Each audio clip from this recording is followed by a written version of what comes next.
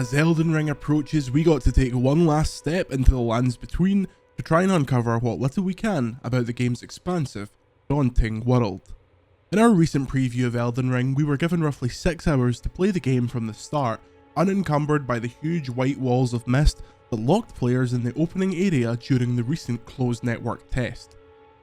This preview was conducted via streaming, as has become the norm since the pandemic, meaning that even with the great streaming technology which allowed for excellent picture quality throughout the experience, there was still some noticeable latency, which is just about the last thing you could possibly want while playing a Souls game.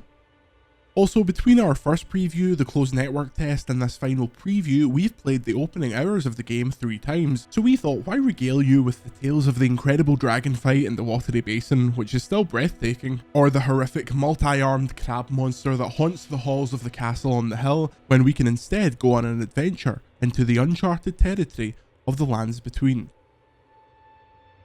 The map in Elden Ring feels enormous. When you open the map screen, you'll be greeted with the majority of the area shrouded in grey, and by exploring the world you can find pieces of the map to fill it in. We really enjoyed this, as it made finding a piece of the map almost as exciting as finding a brand new weapon. Sure, you can gain a vantage point and physically see the area in front of you, but Elden Ring is a game that's so full of valleys and hidden paths that aren't easy to spot. The world is deep not only from a lore perspective, but from a literal one. When riding towards an area in the far east of the map, beyond what was available in the closed network test, we didn't notice any great change of elevation of the terrain, but upon leaving our mount, Torrent, we looked down to see a huge cavernous walkway filled with enemies. Elden Ring isn't only the largest Souls map in history in terms of landmass, every inch from sea level to the peaks of castles are filled with places to explore. It's an incredibly deep game. This is a game that you'll play to completion and then return to the very first area, take a slightly different path, and you'll run into a sub-boss that you had no idea was even there. As with our other preview, it does make us wonder if there's going to be a situation wherein players find themselves significantly over-leveled by hunting down everything in an area before moving on to the next. However, Souls farming spots in these games have always existed, so turning that grind into meaningful, unique content and sub-bosses is a change that we hadn't actually considered until we sat down with the game for this 3rd time. It will be extremely interesting to see once the game is finally out and millions have the chance to pick the bones, just how much freedom Elden Ring will afford the player during a playthrough. While From has said the game will take around 30 hours to beat, if you include sub-bosses, from our experience a player could face 10 to 15 Goliath creatures before ever taking on Margit the Fell as part of the main progression. Players may have already met Alexander, the huge pot who's stuck in the ground early in the game, who asks you to remove him from his predicament by smashing him with a 2-handed weapon, and we're happy to confirm that the weird FromSoftware humour that has given us Siegfried of Katarina and many other iconic Souls NPCs is well and truly present in Elden Ring. We wouldn't be surprised if a few familiar faces pop up, as is from tradition. Another element of the game we were really struck by on our adventure beyond what has been previously shown was the sudden stark differences in colour.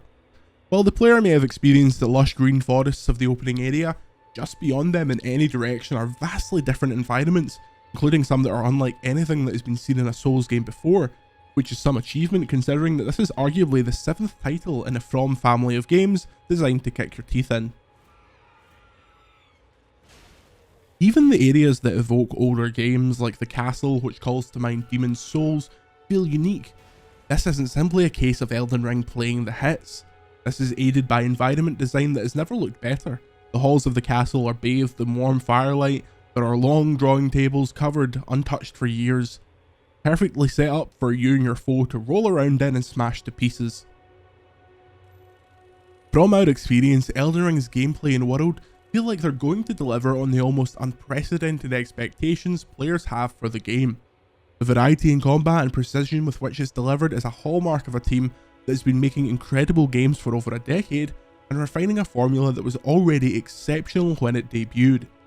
While From has delivered many iconic worlds before, Elden Ring delivers them at such a scale that's utterly unlike anything that's come before it in the series. Souls fans will have plenty of reasons why one game or the other is their favourite, but it feels like Elden Ring might finally achieve a common ground by learning from everything that's come before. Elden Ring doesn't want to copy the best bits from Souls and string them together in a compilation without cohesion. It wants you to feel the way you did when you played those moments for the first time. the first time a dragon flew over your head in Demon Souls, or your first foray into Blighttown. We are extremely excited to get our hands on the full game and immerse ourselves in every element of it.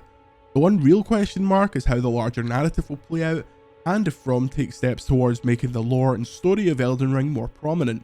From games are famously absolutely teeming with story, but it's often hidden in books and item descriptions that require hours-long YouTube videos to explain.